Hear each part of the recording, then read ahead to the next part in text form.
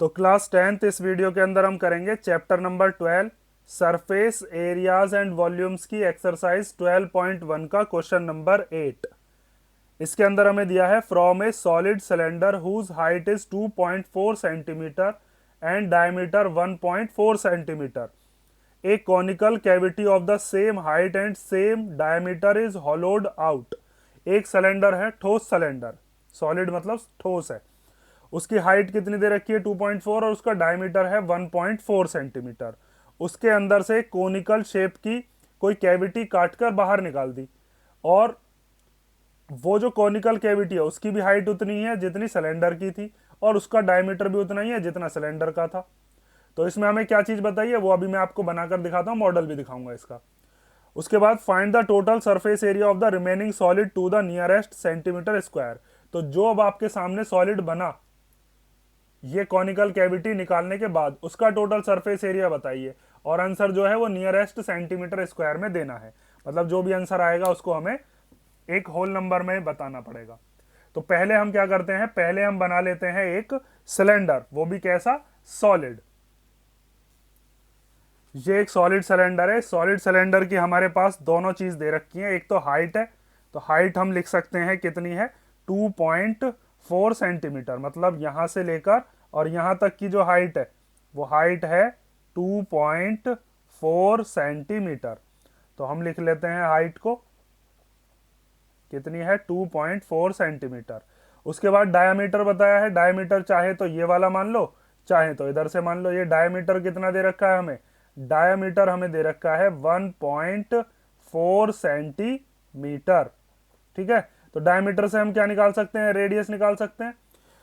लेकिन उसके उससे पहले हमें ये चीज इसने बताई थी कि एक कोनिकल कैविटी है, उसकी भी हाइट इतनी है और उसका भी डायमीटर इतना ही है और वो काटकर इसमें से बाहर निकाल दिया।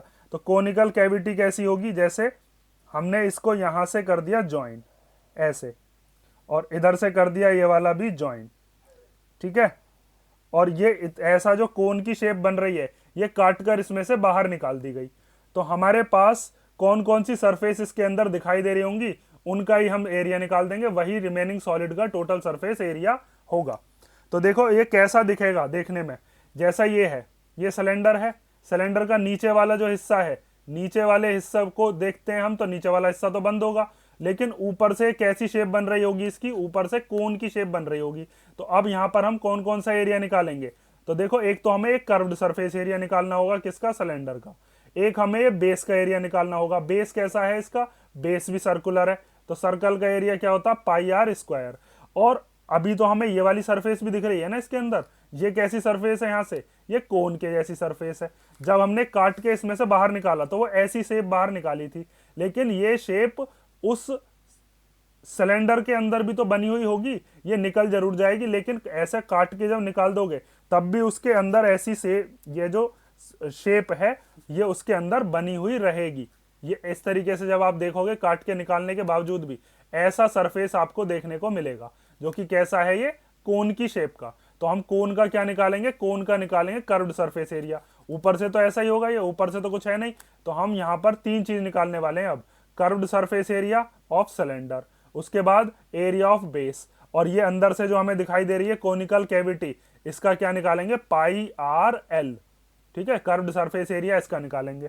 अब एल हमारे पास है नहीं भाई, जो डायमीटर हमारी सिलेंडर की है वही डायमीटर किसकी हो जाएगी, वही कोन की हो जाएगी, कोन की हाइट भी वही होगी क्योंकि दोनों की दोनों चीज हमें सेम दे रखी है। लेकिन हमें तो curved surface area of cone pi R L होता है ना, तो एल तो हमारे पास है ही नहीं, तो पहले हमें एल निकालनी पड़ेगी, तब हम आगे total surface area of remaining solid बता सकते हैं।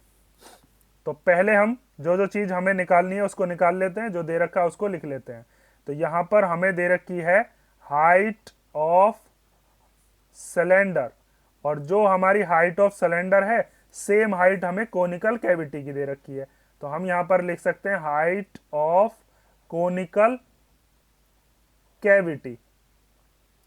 ठीक है, तो वो कितनी दे रखी है हमें, वो दे रखी है 2.4 सेंटीमीटर, इसको हम एच मान लेते हैं। ठीक है, उसके बाद डायमीटर हमें दे रखा है, तो आप लिख सकते हो यहां पर कि जो हमें डायमीटर दे रखा है किसका, सॉलिड सिलेंडर का, और वही सेम डायमीटर हमें बताया गया है किसका है, कोनिकल कैविटी का, तो हम लिखेंगे वही है अपना डायामीटर ऑफ कोनिकल कैविटी।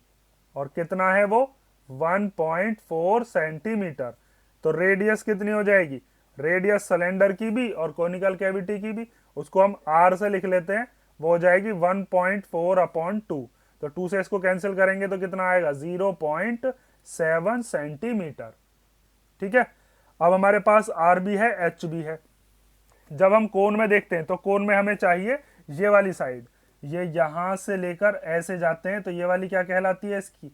ये होती है स्लैंट हाइट, बोले तो एल। तो हमें एल निकालनी है, तो एल निकालने का फॉर्मूला भी आपको बता रखा है। तो देखो ये यहां से यहां तक ये क्या होती है? ये होती है हाइट। तो हाइट तो हमें पता है कितनी है, 2.4। ये रेडियस हो गई, ये रेडियस ही पता है। यहाँ 90 डिग्री का एंगल होता है, 90 डिग्री के सामने हाइपोटेनस होती है। तो आपको बता ही रखा है कि राइट ट्राइंगल में हाइपोटेनस का स्क्वायर इक्वल टू परपेंडिकुलर का स्क्वायर प्लस बेस का स्क्वायर। तो वो फॉर्मूला भी अब तक तो आपको याद हो ही गया होगा, वो होता है L square equal to R square plus H square. तो L square equal to R की जगह पर कितना रख देंगे? 0.7 का स्क्वायर। एच की जगह पर कितना रख देंगे? हाइट कितनी दे रखी है? 2.4, तो इसका स्क्वायर।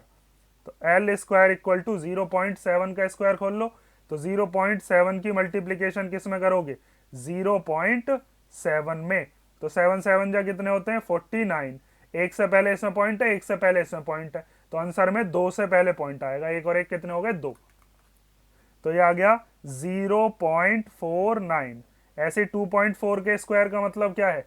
2.4 के स्क्वायर का मतलब है 2.4 की मल्टीप्लाई 2.4 में, तो ये आता है 24 का स्क्वायर 576। तो एक से पहले इसमें पॉइंट है, एक से पहले इसमें, तो 2 से पहले पॉइंट हो गया, तो ये कितना हो जाएगा? 5.76। इन दोनों को कर लेते हैं प्लस, तो प्लस करके कितना आएगा? प्लस करके लिख लेते हैं 9 और 6 कितने हो गए? 9 और 6 15 का 5, कैरी 1, 7 और 4 11, 11 और 1 12 का 2, कैरी 1, 5 और 1 कितना हो गया? 6। तो ये आ गया 6.25। और यहां से स्क्वायर हटाएंगे तो यहाँ क्या चढ़ेगा? रूट। तो आपके पास एल की वैल्यू आ गई अंडर रूट के अंदर 6.25। इसको हम ऐसे भी लिख सकते हैं, अंडर रूट के अंदर 625 अपॉन में 100। पॉइंट हटा दिया तो अपॉन में 100 आ गया। अब 625 किसका होता है? 25 का होता है। आप चाहो तो ऐसे करके प्राइम फैक्टराइजेशन से देख लो। तो 5 से कैंसिल हो जाता है, 5 1 जा 5, 5 2 जा 10, 5 5 जा 25। फिर 5 से कैंसिल करते हैं, 5 2 जा 10, 5 5 जा 25। फिर 5 से ही चला जाएगा 5 बार, और फिर 5 से ही चला जाएगा 1 बार। तो कितने 5 आए यहाँ पर? 4। तो आप लिख सकते हो L equal to under root में 5 इंटू 5 इंटू 5 इंटू 5, और 110 का होता है तो आप लिख सकते हो 10 इंटू 10। तो यहाँ पर L इक्वल टू कितना आ जाएगा? इन दोनों का पेयर बन गया तो एक 5 बाहर आ गया, इन दोनों का एक पेयर बन गया तो एक 5 यहां से बाहर आ गया, और अपॉन में 10। तो 5 5 जा कितने हो गए? 5 5 जा हो गए 25 अपॉन में 10। जब 10 से इसको डिवाइड करोगे तो कितना आएगा? 2.5। या ऐसे समझ लो एक जीरो है तो एक से पहले क्या लग जाएगा? पॉइंट।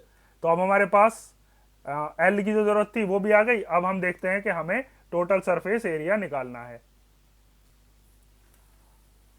तो अब आप यहां पर लिखोगे total surface area, total surface area of the remaining solid.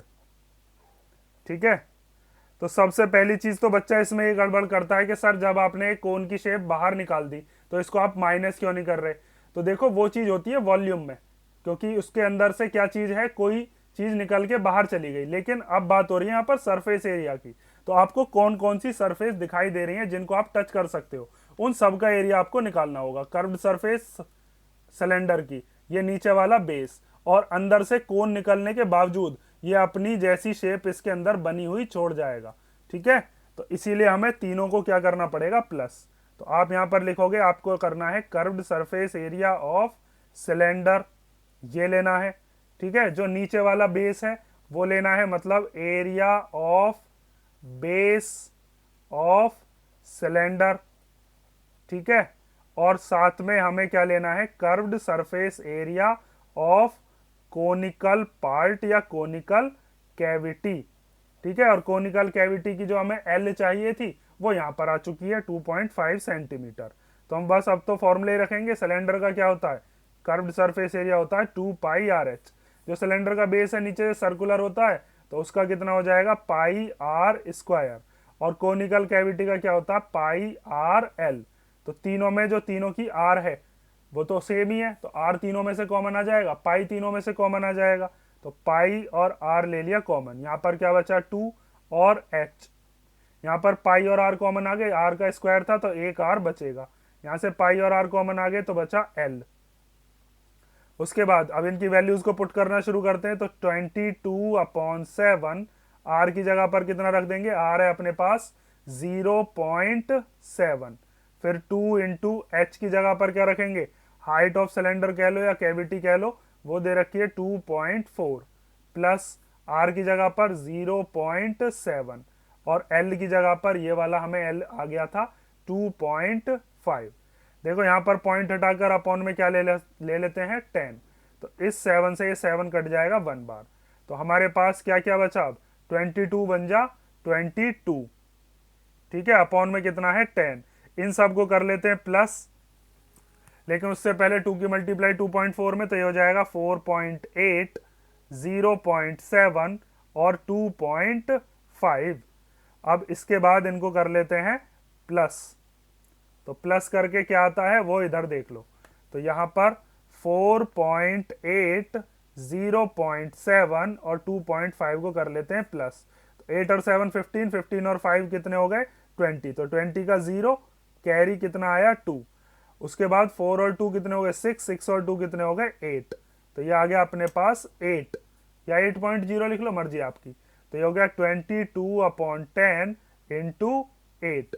तो यहाँ पर इन दोनों की कर लेते हैं मल्टीप्लाई। 8 2 जा 16 का 6 कैरी 1, 8 2 जा 16 और 1 17 अपॉन में आ गया 10। तो ये आ गया 17.6। जब 10 से डिवाइड करेंगे या ऐसे समझ लो एक जीरो, तो एक से पहले क्या लगा दी पॉइंट, सेंटीमीटर स्क्वायर। इसने जो आंसर मांगा था वो मांगा था नियरेस्ट सेंटीमीटर स्क्वायर में। नियरेस्ट सेंटीमीटर स्क्वायर का मतलब क्या है कि अगर ये वाला जो पॉइंट में नंबर आ रहा है, इस पॉइंट के नंबर को हमें नहीं लेना है, तो हम ये चीज देखते हैं कि राउंड ऑफ होकर ये इधर कुछ दे सकता है या नहीं। तो मैंने आपको बता रखा है कि जब भी ये वाला जो नंबर है अगर ये 5 हो या 5 से बड़ा हो, मतलब 6 7 8 9, तो ये अपना एक अपने पड़ोसी को दे जाता है। अगर यहीं पर होता 17.1, 17.2, 17.3 या 17.4 तो हम 17 ही लिखते, लेकिन ये यहाँ पर 6 आ रखा है, मतलब 5 या 5 से बड़ा, मैंने अभी आपको बताया। तो हम ये लिख सकते हैं कि total surface area of remaining solid to the nearest centimetre square, ये कितना हो जाएगा, ये हो जाएगा आपका, जब ये 6 है ये 5 से बड़ा है, तो ये अपना एक इसको दे जाता है और खुद अपना बलिदान कर देता है, ऐसे समझ लो। 17.6 किसके ज्यादा पास है, 18 के या 17 के, जिसके ज्यादा पास होगा वही लिखा जाएगा। तो 17.6 18 के ज्यादा पास है, तो 18 सेंटीमीटर स्क्वायर, ठीक है। तो ये हो गया आपका क्वेश्चन नंबर 8। ये चीज ध्यान से समझ लेना इसके अंदर कि यहां पर ये जो आपको दे रखा है हॉलोड आउट, मतलब कॉनिकल कैविटी काटकर बाहर निकाल दी, लेकिन बाहर निकालने के बावजूद भी जो सिलेंडर है उसके अंदर उसके जैसी शेप आपको बनी हुई दिखाई देगी, जैसी यहां पर ये कोन की शेप इसके अंदर बनी हुई है। समझ में आई ना बात। और जो जो हमारे पास सरफेस होती हैं हम उन सब सरफेसेस का एरिया लेते हैं, तब हमें उस सॉलिड का सरफेस एरिया पता चलता है। जैसे यहाँ पर 3 सरफेसेस हैं, एक curved surface area of cylinder, एक हमें एरिया ऑफ बेस, और एक अपना क्या है curved surface area of cone, ठीक है। तो ये क्वेश्चन नंबर 8 हो गया। इसमें कोई डाउट हो तो कमेंट करके पूछ लेना, और नेक्स्ट वीडियो में करेंगे क्वेश्चन नंबर 9।